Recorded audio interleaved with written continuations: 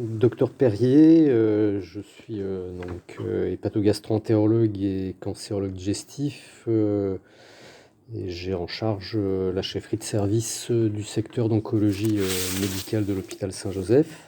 Donc on est au mois de mars et traditionnellement c'est Mars bleu donc qui s'intéresse au cancer colorectal. Il faut savoir le cancer colorectal est un cancer malheureusement très fréquent puisqu'on a 47 000 nouveaux cas par an en France et que cette pathologie est responsable de 17 000 décès par an en France.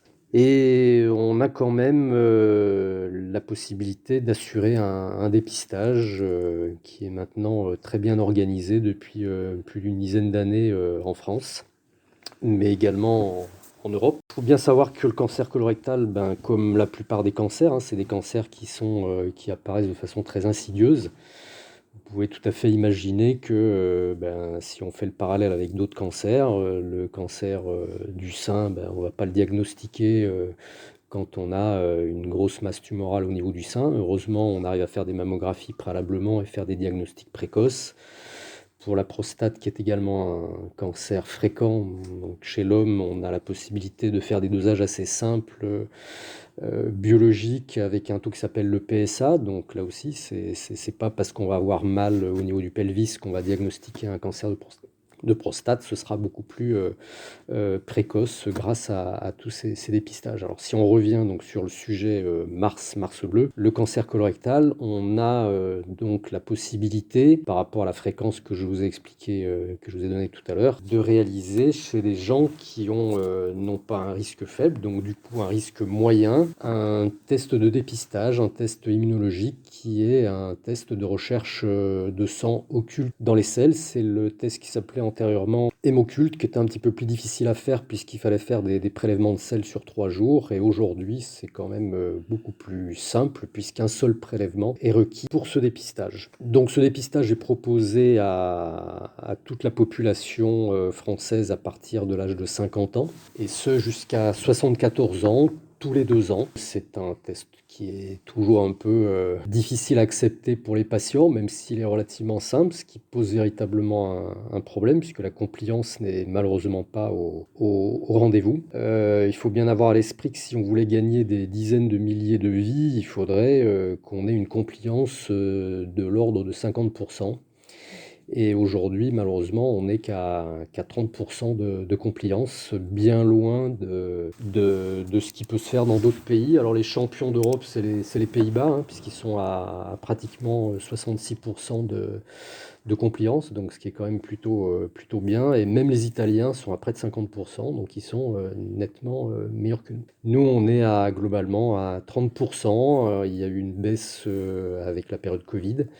Et on a quand même l'impression aujourd'hui que après la période Covid, les gens sont un peu plus soucieux de leur santé. On a l'impression qu'on réinfléchit un peu la tendance à la baisse qu'on avait eue. Après, on ne va pas dire que la période Covid a été idéale, parce qu'on a malheureusement, on est passé de 7% d'obésité à 17% d'obésité sur la période, qui a rendu les gens un peu trop sédentaires. Donc on va pas crier véritablement victoire là-dessus.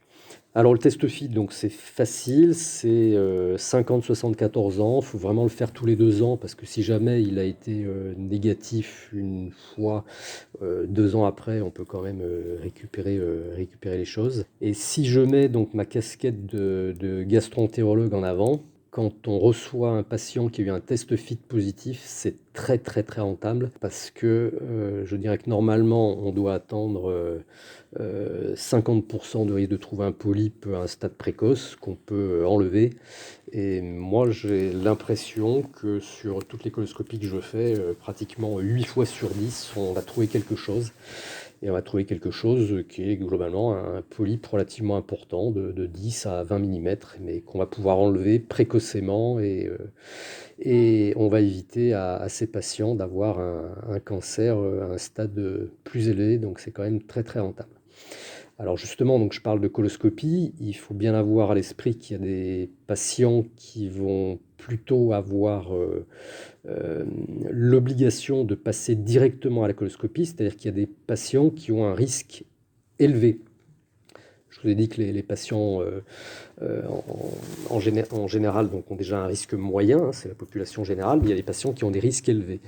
Donc ces patients qui ont des risques élevés, c'est souvent par des antécédents familiaux au premier degré.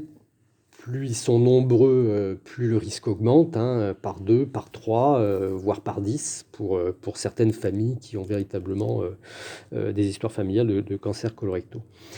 Donc ces gens-là, il faut vraiment les pister et les orienter directement à la coloscopie avec des âges parfois même très précoces si jamais les parents ont eu un diagnostic à l'âge de 35 ou 40 ans. Donc il faut commencer le dépistage très tôt.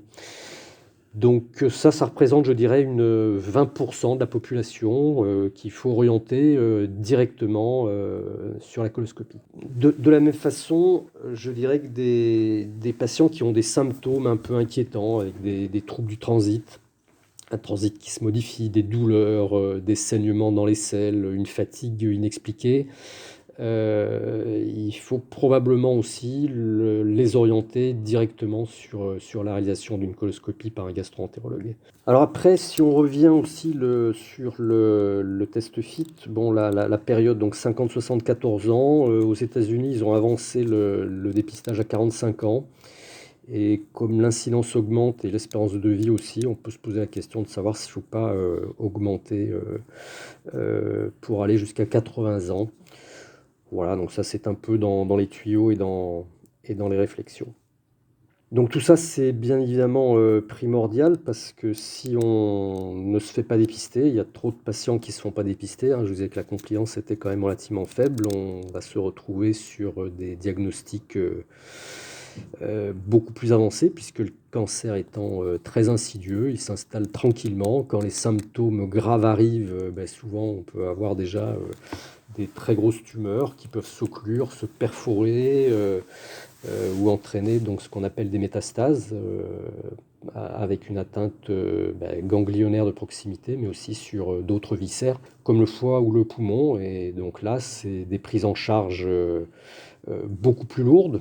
On arrive quand même à guérir de plus en plus de patients, même en situation avancée, mais quand même au prix d'années de traitement.